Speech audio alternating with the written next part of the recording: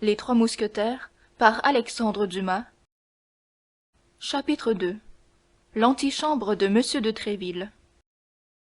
Monsieur de Troisville, comme s'appelait encore sa famille en Gascogne, ou Monsieur de Tréville, comme il avait fini par s'appeler lui-même à Paris, avait réellement commencé comme d'Artagnan, c'est-à-dire sans un sou vaillant, mais avec ce fond d'audace, d'esprit et d'entendement qui fait que le plus pauvre gentillâtre gascon reçoit souvent plus en ses espérances de l'héritage paternel que le plus riche gentilhomme périgourdin ou berrichon ne reçoit en réalité.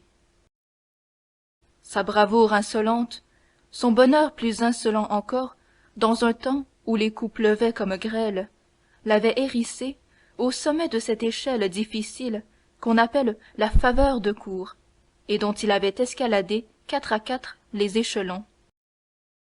Il était l'ami du roi, lequel honorait fort, comme chacun sait, la mémoire de son père Henri IV.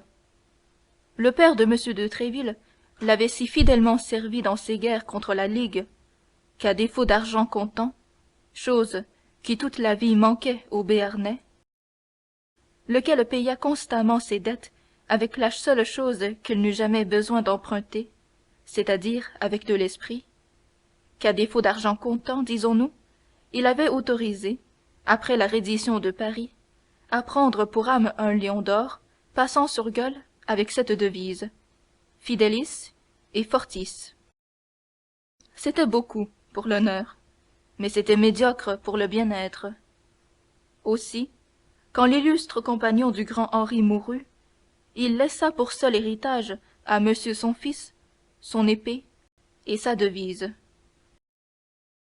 Grâce à ce double don et au nom sans tache qui l'accompagnait, monsieur de Tréville fut admis dans la maison du jeune prince, où il servit si bien de son épée et fut si fidèle à sa devise, que Louis XIII, une des bonnes lames du royaume, avait l'habitude de dire que, s'il avait un ami qui se battît, il lui donnerait le conseil de prendre pour second lui d'abord et Tréville après, et peut-être même avant lui.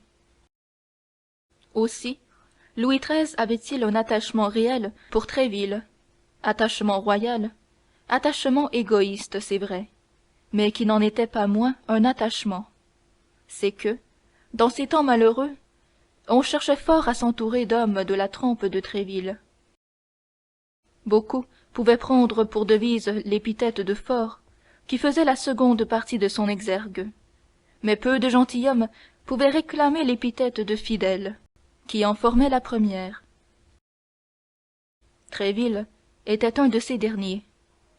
C'était une de ces rares organisations, à l'intelligence obéissante comme celle du dogue, à la valeur aveugle, à l'œil rapide, à la main prompte, à qui l'œil n'avait été donné que pour voir si le roi était mécontent de quelqu'un, et la main que pour frapper ce déplaisant quelqu'un, un besme, un maurevers, un poltrot de Méré, un Vitry. Enfin, à Tréville, il n'avait manqué jusque-là que l'occasion, mais il la guettait, et il se promettait bien de la saisir par ses 3 cheveux, si jamais elle passait à la portée de sa main. Aussi Louis XIII fit-il de Tréville le capitaine de ses mousquetaires, lesquels étaient à Louis XIII pour le dévouement, ou plutôt pour le fanatisme, que ses ordinaires étaient à Henri III, et que sa garde écossaise était à Louis XI. De son côté, et sous ce rapport, le cardinal n'était pas en reste avec le roi. Quand il avait vu la formidable élite dont Louis XIII s'entourait, ce second, ou plutôt ce premier roi de France, avait voulu, lui aussi, avoir sa garde. Il eut donc ses mousquetaires comme Louis XIII avait les siens, et l'on voyait ces 2 puissances rivales tirer pour leur service, dans toutes les provinces de France, et même dans tous les États étrangers, les hommes célèbres pour les grands coups d'épée. Aussi, Richelieu et Louis XIII se disputaient souvent, en faisant leur partie d'échecs le soir, au sujet du mérite de leurs serviteurs. Chacun vantait la tenue et le courage des siens, et tout en se prononçant tout haut contre les duels et contre les rixes, il les excitait tout bas à en venir aux mains, et concevait un véritable chagrin ou une joie immodérée de la défaite ou de la victoire des leurs. Ainsi, du moins le disent les mémoires d'un homme qui fut dans quelques-unes de ses défaites et dans beaucoup de ses victoires. Tréville avait pris le côté faible de son maître, et c'est à cette adresse qu'il devait la longue et constante faveur d'un roi qui n'a pas laissé la réputation d'avoir été très fidèle à ses amitiés.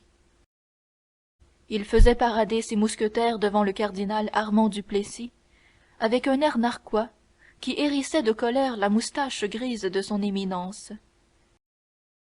Tréville entendait admirablement bien la guerre de cette époque, où, quand on ne vivait pas aux dépens de l'ennemi, on vivait aux dépens de ses compatriotes. Ses soldats formaient une légion de diables à quatre, indisciplinés pour tout autre que pour lui. Débrayés, avinés, écorchés, les mousquetaires du roi, ou plutôt ceux de M. de Tréville, s'épandaient dans les cabarets, dans les promenades, dans les jeux publics, criant fort et retroussant leurs moustaches, faisant sonner leurs épées, heurtant avec volupté les gardes de M. le cardinal quand il les rencontrait. Puis, dégainant en pleine rue, avec 1000 plaisanteries, tués quelquefois, mais sûrs en ce cas d'être pleurés et vengés, tuant souvent, et sûr alors de ne pas mourir en prison, M. de Tréville étant là pour les réclamer. Aussi, M. de Tréville était-il loué sur tous les tons, chanté sur toutes les gammes par ces hommes qui l'adoraient et qui, tout gens de sac et de corde qu'ils étaient, tremblaient devant lui comme des écoliers devant leur maître, obéissant au moindre mot et prêts à se faire tuer pour laver le moindre reproche. M. de Tréville avait usé de ce levier puissant, pour le roi d'abord et les amis du roi, puis pour lui-même et pour ses amis. Au reste, dans aucun des mémoires de ce temps, qui avait laissé tant de mémoire, on ne voit que ce digne gentilhomme ait été accusé, même par ses ennemis, et il en avait autant parmi les gens de plume que les gens d'épée. Nulle part on ne voit, disons-nous, que ce digne gentilhomme ait été accusé de se faire payer la coopération de ses séides. Avec un rare génie d'intrigue qui le rendait l'égal des plus forts intrigants, il était resté honnête homme. Bien plus, en dépit des grandes estocades qui déhanchent et des exercices pénibles qui fatiguent, il était devenu un des plus galants coureurs de ruelles, un des plus fins damerets, un des plus alambiqués diseurs de Phébus de son époque. On parlait des bonnes fortunes de M. de Tréville, comme on avait parlé 20 ans auparavant de celles de Bassompierre, et ce n'était pas peu dire. Le capitaine des mousquetaires était donc admiré, craint et aimé, ce qui constitue l'apogée des fortunes humaines. Louis XIV absorba tous les petits astres de sa cour dans son vaste rayonnement, mais son père, soleil pluribus impar, laissa sa splendeur personnelle à chacun de ses favoris, sa valeur individuelle à chacun de ses courtisans. Outre le lever du roi et celui du cardinal, on comptait alors à Paris plus de 200 petits levés un peu recherchés. Parmi les 200 petits levés, celui de Tréville était un des plus courus. La cour de son hôtel, située rue du Vieux-Colombier, ressemblait à un camp, et cela dès 6 heures du matin en été et dès 8 heures en hiver. 50 à 60 mousquetaires, qui semblaient s'y relayer pour présenter un nombre toujours imposant, s'y promenaient sans cesse, armés en guerre et prêts à tout. Le long d'un de ces grands escaliers, sur l'emplacement desquels notre civilisation bâtirait une maison tout entière, montaient et descendaient les solliciteurs de Paris qui couraient après une faveur quelconque. Les gentilshommes de province avides d'être enrôlés, et les laquais chamarrés de toutes couleurs, qui venaient apporter à M. de Tréville les messages de leur maître. Dans l'antichambre, sur de longues banquettes circulaires, reposaient les élus, c'est-à-dire ceux qui étaient convoqués. Un bourdonnement durait là depuis le matin jusqu'au soir, tandis que M. de Tréville, dans son cabinet contigu à cette antichambre, recevait les visites, écoutait les plaintes, donnait ses ordres, et, comme le roi à son balcon du Louvre, n'avait qu'à se mettre à sa fenêtre pour passer la revue des hommes et des armes. Le jour où d'Artagnan se présenta, l'assemblée était imposante, surtout pour un provincial arrivant de sa province. Il est vrai que ce provincial était gascon, et que surtout, à cette époque, les compatriotes de d'Artagnan avaient la réputation de ne point facilement se laisser intimider. En effet, une fois qu'on avait franchi la porte massive, chevillée de longs clous à tête quadrangulaire, on tombait au milieu d'une troupe de gens d'épée qui se croisaient dans la cour, s'interpellant, se querellant et jouant entre eux. Pour se frayer un passage au milieu de toutes ces vagues tourbillonnantes, il eût fallu être officier, grand seigneur ou jolie femme. Ce fut donc au milieu de cette cohue et de ce désordre que notre jeune homme s'avança, le cœur palpitant, rangeant sa longue rapière le long de ses jambes maigres et tenant une main au rebord de son feutre, avec ce demi-sourire du provincial embarrassé qui veut faire bonne contenance. Avait-il dépassé un groupe, alors il respirait plus librement. Mais il comprenait qu'on se retournait pour le regarder, et pour la première fois de sa vie, d'Artagnan, qui jusqu'à ce jour avait une assez bonne opinion de lui-même, se trouva ridicule. Arrivé à l'escalier, ce fut pis encore. Il y avait sur les premières marches 4 mousquetaires qui se divertissaient à l'exercice suivant, tandis que 10 ou 12 de leurs camarades attendaient sur le palier que leur tour vînt de prendre place à la partie. Un d'eux, placé sur le degré supérieur, l'épée nue à la main, empêchait, ou du moins s'efforçait d'empêcher, les 3 autres de monter. Ces 3 autres s'escrimaient contre lui de leurs épées fort agiles. D'Artagnan prit d'abord ces fers pour des fleurets d'escrime. Il les crut boutonnés. Mais il reconnut bientôt à certaines égratignures que chaque arme, au contraire, était affilée et aiguisée à souhait. Et à chacune de ces égratignures, non seulement les spectateurs, mais encore les acteurs, riaient comme des fous. Celui qui occupait le degré en ce moment tenait merveilleusement ses adversaires en respect. On faisait cercle autour d'eux. La condition portait qu'à chaque coup, le touché quitterait la partie, en perdant son tour d'audience au profit du toucheur. En 5 minutes, 3 furent effleurés, l'un au poignet, l'autre au menton, l'autre à l'oreille, par le défenseur du degré, adresse qui lui valut, selon les conventions arrêtées, 3 tours de faveur. Si difficile, non pas qu'il fût, mais qu'il voulut être à étonner, ce passe-temps étonna notre jeune voyageur. Il avait vu dans sa province, cette terre où s'échauffent cependant si promptement les têtes, un peu plus de préliminaires au duel, et la gasconnade de ces 4 joueurs lui parut la plus forte de toutes celles qu'il avait ouïes jusqu'alors, même en Gascogne. Il se crut transporté dans ce fameux pays des géants où Gulliver alla depuis et eut si grand-peur. Et cependant, il n'était pas au bout. Restait le palier et l'antichambre. Sur le palier, on ne se battait plus. On racontait des histoires de femmes, et dans l'antichambre, des histoires de cour. Sur le palier, d'Artagnan rougit. Dans l'antichambre, il frissonna.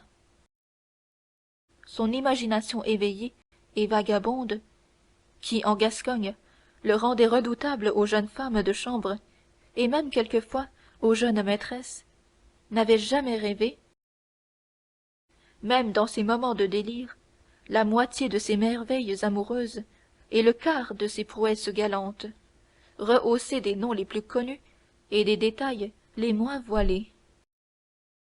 Mais si son amour pour les bonnes mœurs fut choqué sur le palier, son respect pour le cardinal fut scandalisé dans l'antichambre. Là, à son grand étonnement, D'Artagnan entendait critiquer tout haut la politique qui faisait trembler l'Europe, et la vie privée du cardinal, que tant de hauts et puissants seigneurs avaient été punis d'avoir tenté d'approfondir. Ce grand homme, révéré par M. d'Artagnan père, servait de risée aux mousquetaires de M. de Tréville, qui raillaient ses jambes cagneuses et son dos voûté. Quelques-uns chantaient des noëls sur madame d'Aiguillon, sa maîtresse, et madame de Combalet, sa nièce, tandis que les autres liaient des partis contre les pages et les gardes du cardinal-duc, toutes choses qui paraissaient à D'Artagnan de monstrueuses impossibilités. Cependant, quand le nom du roi intervenait parfois tout à coup, à l'improviste, au milieu de tous ces quolibets cardinalesques, une espèce de bâillon calfeutrait pour un moment toutes ces bouches moqueuses. On regardait avec hésitation autour de soi, et l'on semblait craindre l'indiscrétion de la cloison du cabinet de M. de Tréville. Mais bientôt, une allusion ramenait la conversation sur son éminence, et alors les éclats reprenaient de plus belle, et la lumière n'était ménagée sur aucune de ses actions. Certes, voilà des gens qui vont tous être embastillés et pendus, pensa D'Artagnan avec terreur, et moi sans aucun doute avec eux, car du moment où je les ai écoutés et entendus, je serai tenu pour leur complice. Que dirait monsieur mon père, qui m'a si fort recommandé le respect du cardinal, s'il me savait dans la société de pareils païens? Aussi, comme on s'en doute sans que je le dise, D'Artagnan n'osait se livrer à la conversation. Seulement, il regardait de tous ses yeux, écoutant de toutes ses oreilles, tendant avidement ses 5 sens pour ne rien perdre. Et malgré sa confiance dans les recommandations paternelles, il se sentait porté par ses goûts et entraîné par ses instincts à louer plutôt qu'à blâmer les choses inouïes qui se passaient là. Cependant, comme il était absolument étranger à la foule des courtisans de M. de Tréville, et que c'était la première fois qu'on l'apercevait en ce lieu, on vint lui demander ce qu'il désirait. À cette demande, D'Artagnan se nomma fort humblement, s'appuya du titre de compatriote, et pria le valet de chambre, qui était venu lui faire cette question, de demander pour lui à M. de Tréville un moment d'audience, demande que celui-ci promit d'un ton protecteur de transmettre en temps et lieu. D'Artagnan, un peu revenu de sa surprise première, eut donc le loisir d'étudier un peu les costumes et les physionomies. Au centre du groupe le plus animé était un mousquetaire de grande taille, d'une figure hautaine et d'une bizarrerie de costume qui attirait sur lui l'attention générale. Il ne portait pas, pour le moment, la casaque d'uniforme, qui, au reste, n'était pas absolument obligatoire dans cette époque de liberté moindre, mais d'indépendance plus grande, mais un justaucorps bleu de ciel, tant soit peu fané et râpé, et sur cet habit un baudrier magnifique, en broderie d'or, et qui reluisait comme les écailles dont l'eau se couvre au grand soleil. Un manteau long de velours cramoisi tombait avec grâce sur ses épaules, découvrant par-devant seulement le splendide baudrier, auquel pendait une gigantesque rapière. Ce mousquetaire venait de descendre de garde à l'instant même, et se plaignait d'être enrhumé, et toussait de temps en temps avec affectation. Aussi avait-il pris le manteau, à ce qu'il disait autour de lui, et tandis qu'il parlait du haut de sa tête, En frisant dédaigneusement sa moustache, on admirait avec enthousiasme le baudrier brodé, et d'Artagnan plus que tout autre. Que voulez-vous, disait le mousquetaire. La mode en vient, c'est une folie. Je le sais bien, mais c'est la mode. D'ailleurs, il faut bien employer à quelque chose l'argent de sa légitime. Ah, Porthos, s'écria un des assistants, n'essaie pas de nous faire croire que ce baudrier te vient de la générosité paternelle. Il t'aura été donné par la dame voilée avec laquelle je t'ai rencontré l'autre dimanche vers la porte Saint-Honoré. Non, sur mon honneur et foi de gentilhomme, je l'ai acheté moi-même, et de mes propres deniers, répondit celui qu'on venait de désigner sous le nom de Porthos. Oui, comme je l'ai acheté moi, dit un autre mousquetaire, cette bourse neuve, avec ce que ma maîtresse avait mis dans la vieille. Vrai, dit Porthos, et la preuve, c'est que je l'ai payé 12 pistoles. L'admiration redoubla, quoique le doute continuât d'exister. N'est-ce pas, Aramis? Dit Porthos, se tournant vers un autre mousquetaire. Cet autre mousquetaire formait un contraste parfait avec celui qui l'interrogeait, et qui venait de le désigner sous le nom d'Aramis.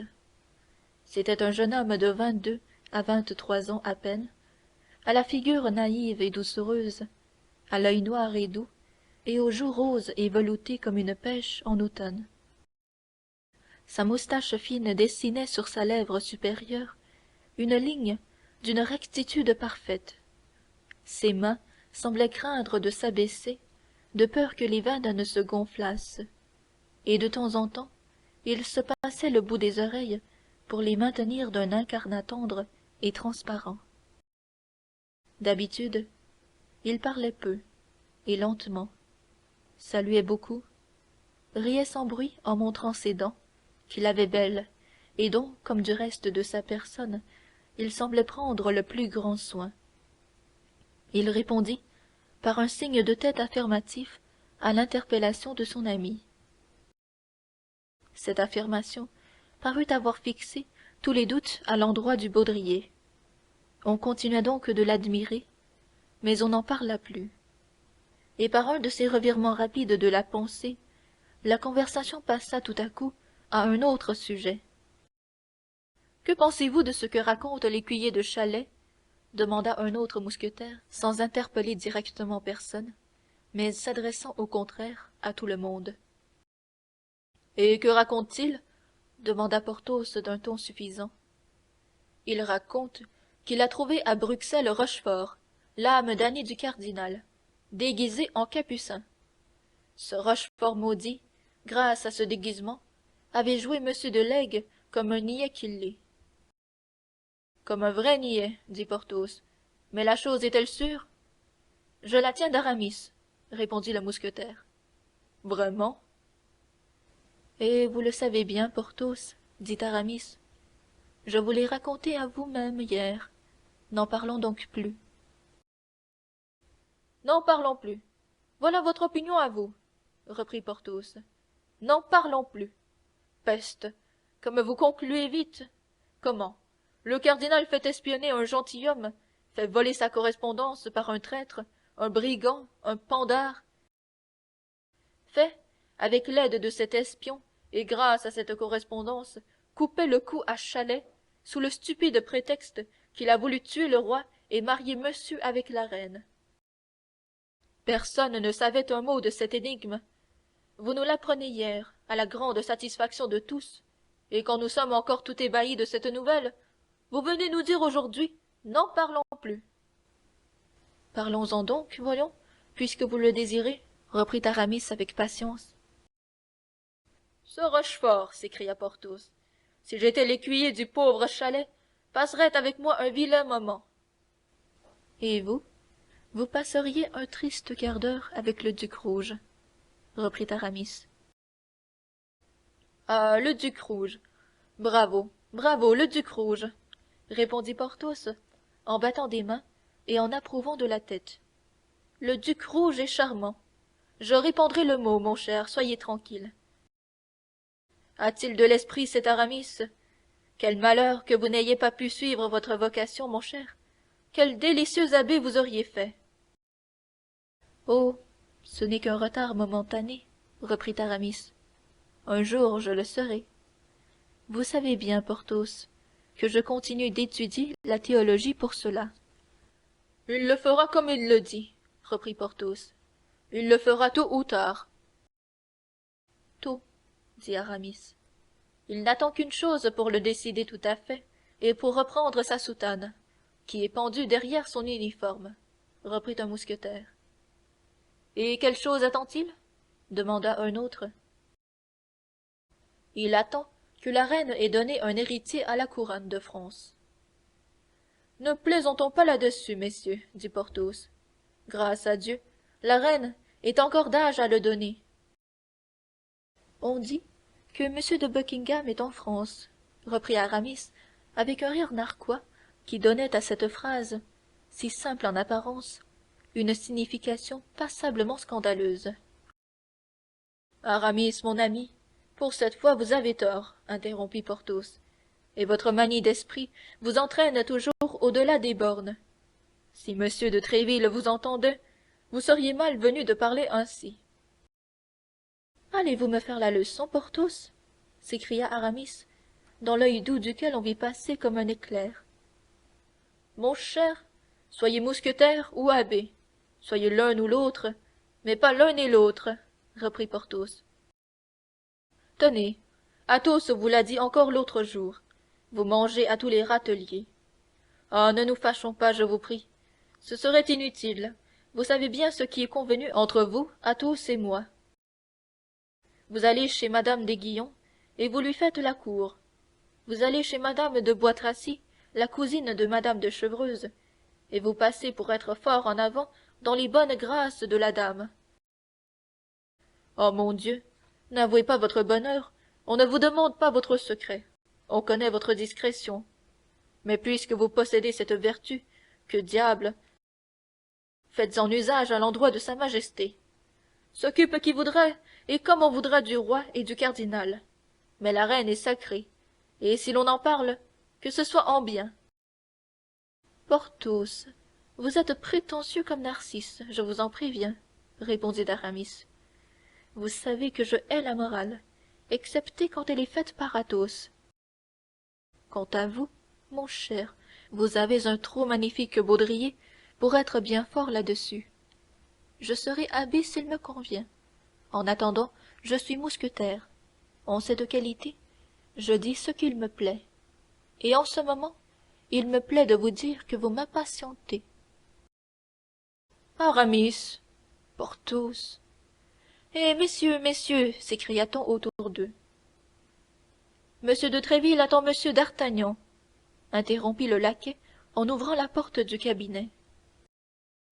À cette annonce, pendant laquelle la porte demeurait ouverte, chacun se tut, et au milieu du silence général, le jeune Gascon traversa l'antichambre dans une partie de sa longueur et entra chez le capitaine des mousquetaires, se félicitant de tout son cœur d'échapper aussi à point à la fin de cette bizarre querelle. Chapitre 2.